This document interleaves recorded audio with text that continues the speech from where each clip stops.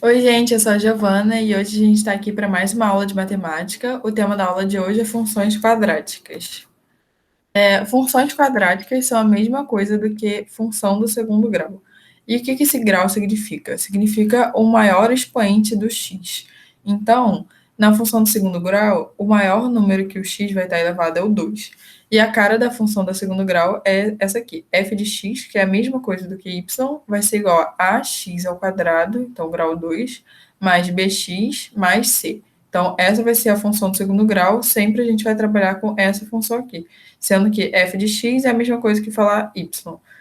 E uma coisa também que é importante a gente saber é que agora a gente está trabalhando com x ao quadrado, diferente de quando era a função do primeiro grau. Então, quando o x ele é multiplicado ao quadrado, se ele for um número negativo, ao quadrado ele vai ser positivo. Então, por exemplo, o número 2 ao quadrado é 4. Só que se fosse menos 2 ao quadrado também seria 4, porque quando multiplica menos com menos, a gente tem mais. Então é sempre bom lembrar que x ao quadrado, se for um número negativo, ele vai ficar positivo também. E aqui está o gráfico da função do segundo grau. Então, aqui, por exemplo, f de 1 é igual a f de menos 1. Por quê? Porque o x está ao quadrado, então vai deixar a função assim. Então, ele vai ter um gráfico espelhado aqui em relação ao eixo y, ele vai ser igual dos dois lados, tá vendo? Você pode, se quiser, fazer o gráfico só de um lado, e aí depois é só espelhar para o outro lado, porque vai ser exatamente igual em relação ao eixo que passa pelo vértice. O vértice é essa pontinha aqui da parábola, esse gráfico se chama uma parábola, e o vértice é essa pontinha aqui, onde ele tem essa mudança de curvatura, né? Aqui ele está descendo, e ele começa a subir para cá. Se você pensar, tipo, ler assim, descendo, depois subindo. Então, é o ponto de mínimo ou máximo. Nesse caso, seria o ponto de mínimo, porque o gráfico está nesse sentido, né? Então, esse é o ponto mínimo que ele chega, mas ponto de máximo a gente não tem como saber, porque ele continua crescendo para sempre, não tem um limite. E aí, uma comparação em relação à função de primeiro grau com a função do segundo grau. O crescimento da função de segundo grau é maior. Então, como assim? Na função de primeiro grau, por exemplo, se a gente tem x igual a 1, o x ao quadrado na função do segundo grau seria 1 também. Mas, se x fosse 2, o x ao quadrado já seria 4. Então, aqui, se a gente comparar qual foi o crescimento do x1 e o x2, então teve aumento de uma unidade. Sendo que aqui teve aumento de 3 unidades, porque o x está ao quadrado. E aqui, se x for igual a 3, a gente continua aumentando só 1. Do 2 para o 3 só aumentou 1. Mas aqui, se fosse 2 ao quadrado e 3 ao quadrado, já aumenta 5 unidades. Então, ele vai aumentando cada vez mais, e por isso que a gente tem aquele tipo de gráfico. E esse gráfico aqui mostra um pouco a diferença da função de primeiro grau para de segundo grau. Então, de primeiro grau é uma reta, e a de segundo grau é essa parábola assim. Ela cresce, começa crescendo assim com uma curva, e depois fica praticamente uma reta que ela sobe cada vez mais rente, com essa curvatura cada vez menor. Porque quanto maior o x, maior vai ser o y, já que o y é x ao quadrado. E uma coisa que é bom a gente ter em mente também são os coeficientes. Os coeficientes são os valores que multiplicam o x, né? Então, temos o a, o b e o c. O a é um coeficiente muito importante porque ele multiplica o x ao quadrado. Então, ele vai determinar a abertura da parábola. Então, por exemplo, nesse gráfico daqui,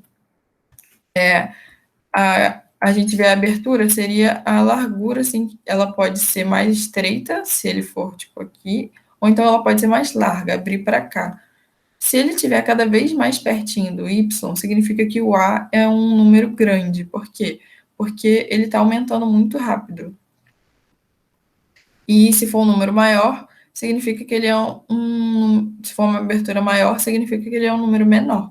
Por quê? Porque ele está multiplicando menos vezes, então está demorando mais a aumentar o valor do y. E além disso, ele também determina se a parábola é para cima ou para baixo. Então, isso é algo muito importante da gente lembrar. Então, se o A for positivo, for maior do que zero, a parábola é virada para cima. E se for negativo, a parábola é virada para baixo. Então, uma coisinha legal da gente lembrar é que se for mais, ele parece uma carinha feliz. Finge que tem dois olhinhos aqui, então fica um sorrisinho, é positivo. E se for menos, poderia ser uma carinha triste. Se tivesse dois olhinhos aqui, seria assim. Então, é um jeito da gente lembrar como que o A determina se a parábola é virada para cima ou para baixo.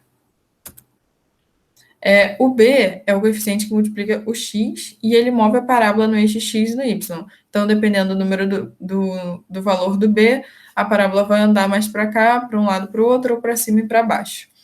E o C é o termo independente, é o termo que ele não multiplica nenhum valor de x, então ele é onde corta o gráfico, e o valor da função se x igual a zero. Então, aqui, por exemplo, a gente vê que o gráfico já não está certinho, igual estava no outro exemplo, né? Não está certinho no eixo 0,0. E aí, aqui a gente vê que o gráfico corta o eixo y em algum momento. Quando ele corta o y, significa que o x vale zero. Esse valor daqui vai ser o valor do c. Então, tá vendo? Aqui no gráfico é 3, e aí aqui a função, o c vale 3. Outra coisa que a gente pode perceber também é que essa parábola está virada para cima. Então, a gente já pode deduzir que o a vai ser maior do que zero, porque ele está assim. E uma coisa muito importante na função do segundo grau são as raízes.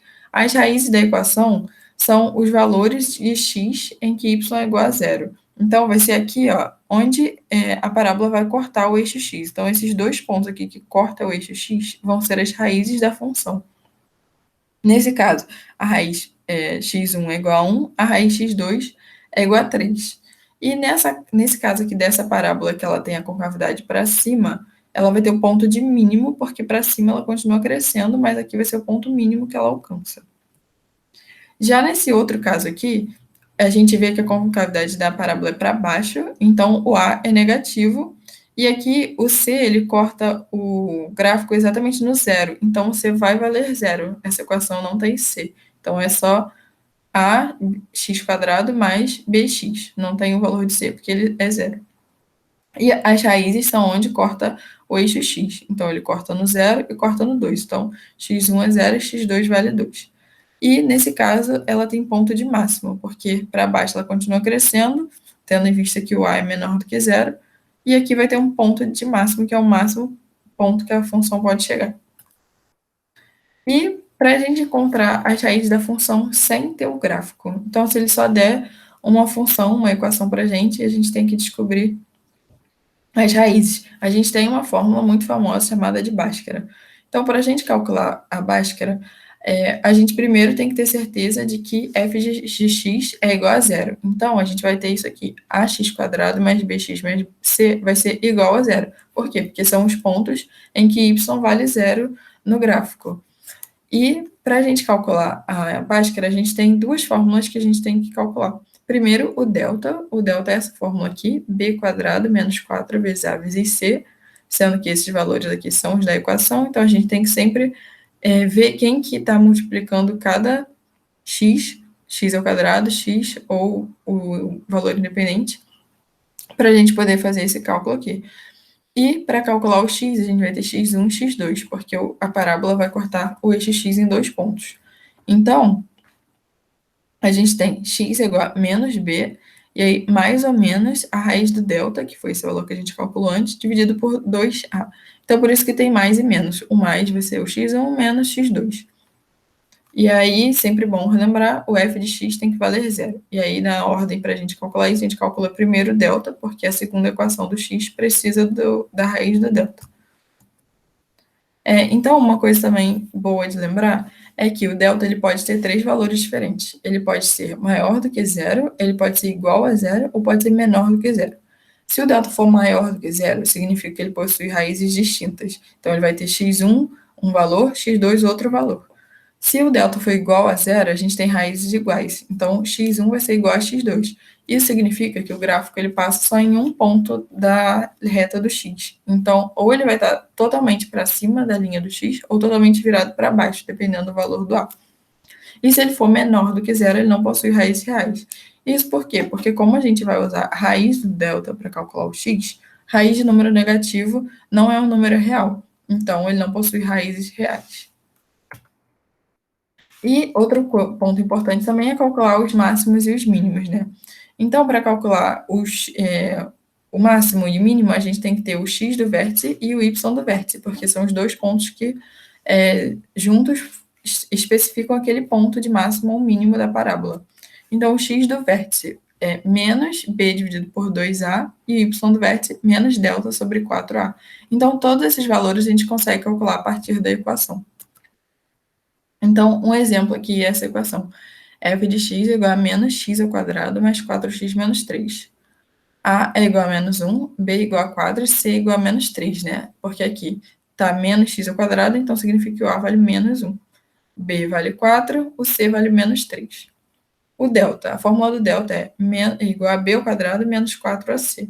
Então, B ao quadrado seria 4 ao quadrado menos 4, o A menos 1, então 4 vezes menos 1, e o C menos 3 vezes menos 3. Aqui, primeiro a gente vai multiplicar esses números aqui, né? Menos 3 vezes menos 1 dá 3. 4 vezes 3 dá 12. E 4 ao quadrado era 16. Então, é só fazer 16 menos 12, vai valer 4. E aí, como a gente sabe que a gente vai usar o delta, a raiz do delta para calcular o x, a gente já pode fazer a raiz do delta, a raiz de 4 vale 2. Então, esse exemplo, no caso, a gente viu que o delta é maior que zero, então vão ter duas raízes reais distintas. E agora, para calcular o x1 e o x2. A fórmula é menos b mais ou menos raiz de delta sobre 2a. Então, o x1 é menos b, o b vale 4, então menos b menos 4, mais, no caso, a gente está calculando com a opção do mais, né, do x1, mais raiz de delta, a gente viu que era 2, dividido por 2a. O a vale menos 1, então 2 vezes menos 1.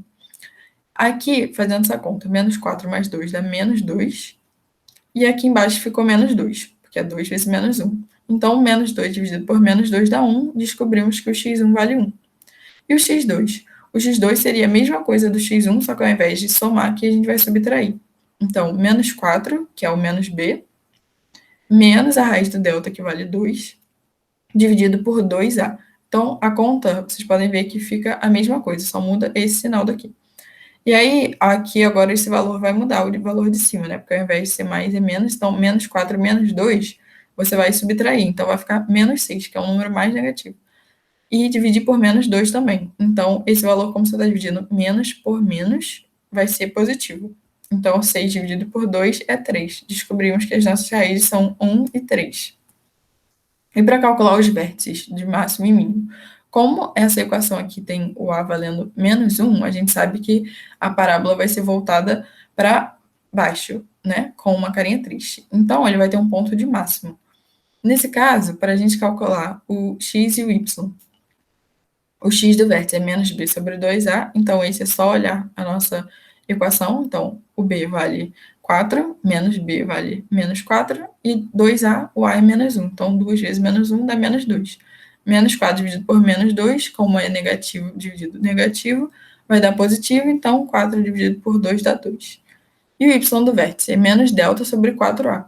O delta a gente já tinha calculado lá atrás, que era 4, e 4a. O a vale menos 1, então 4 vezes menos 1 dá menos 4. E aqui é a mesma coisa.